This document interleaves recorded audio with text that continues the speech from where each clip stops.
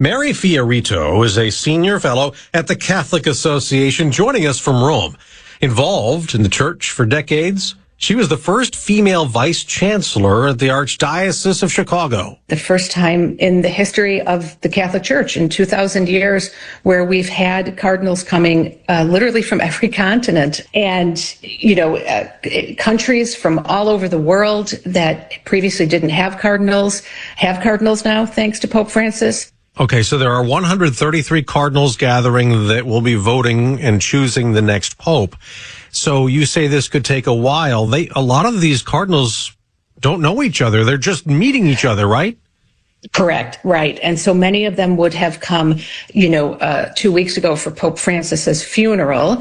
And then after that, they began to have these, what they call daily congregation meetings. And those are the meetings. And initially those meetings are held to plan the funeral, et cetera, and to get through all of that, structured events that have to happen when a pope dies, including the 9 days of mourning. But then also at that time, they would have been getting to know each other, finding out the strengths and weaknesses that each particular cardinal might have. So it's kind of anybody's guess what might happen and who might emerge as a consensus figure. Now, who are the candidates? Do we have any idea? And is the next pope in the Sistine Chapel today among the cardinals meeting and gathering and voting? Oh, yeah, for sure. After the cardinals assemble, you will hear the words extra omnes, which is Latin for everybody out. And then at that moment, everyone who is not a cardinal elector is dismissed from the Sistine Chapel. So it's a very, kind of profound moment for Catholics. Everybody sort of is on pins and needles and you have anticipation, but also, there's a certain degree of, anxiety, though that's a little bit more of a dramatic word than I would use normally, whenever you have a new pope who is going to be elected, because it can mean so many different things to many different people. But we do believe that because we have so much prayer surrounding this particular event that, we are praying that the cardinals will be able to discern what God's will is for the church going forward and elect the man who can best serve the people. So you said absolutely that the next pope is in the meeting of the 133 cardinals. Is it? Right. That's not the only thing, to my understanding, and you can correct me if I'm wrong, the only qualifications you need to be the pope, you have to be Catholic and male. Right, correct. So theoretically, any baptized male Catholic can be the pope. That's not going to happen, though. I mean, it's just not. Right. I mean, you would have to have. There's a novel I had to read in my religion class when I was in high school about, I think it was called Shoes of the Fisherman. I'm not sure. I'd have to go back and look, but where a novelist actually speculated on what would happen if the cardinals chose someone outside of among the cardinal electors.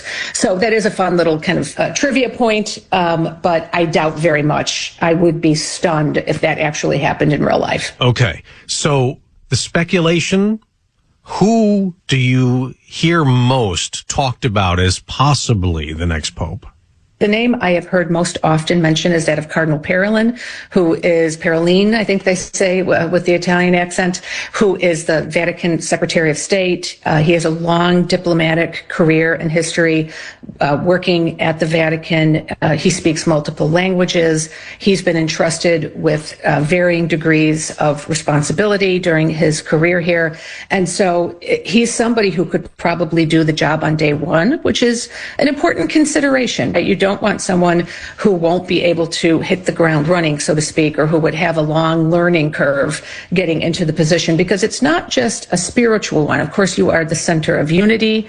You are the person who is supposed to be directing every baptized Catholics towards Christ and towards living out the gospel in their daily lives. But it's also a very large operation to run. It has a very large budget. There's a lot of administrative gifts that you need to run an organization this big, to be able to appoint people whom you trust and who also have good organizational and diplomatic skills. So it really needs someone who has a number of different talents, but who also is someone who can, again, be a center of unity for a widely diverse church. I've heard about someone that has been called like the Asian Pope Francis.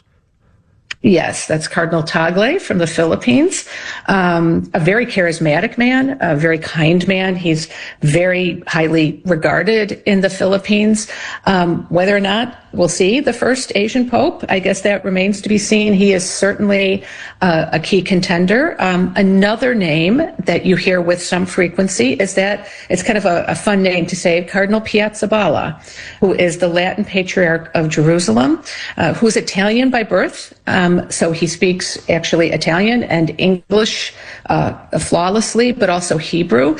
And, he's been entrusted with a very, sensitive diplomatic mission in the Holy Land. And in fact, some of your listeners may recognize his name because when October 7th occurred and there were so many Jewish children taken hostage, he actually offered himself in exchange. He offered his life in exchange for any of the children and said, please take me instead. I will go if you release all the children. Now, he wasn't taken up on that offer, but he made it very sincerely, and that had him noticed. He wasn't trying to grandstand. He really felt like God was calling him to put himself there to take the place of the children who were being held hostage. So he's someone who's held kind of like Cardinal Tagle in very, very high regard.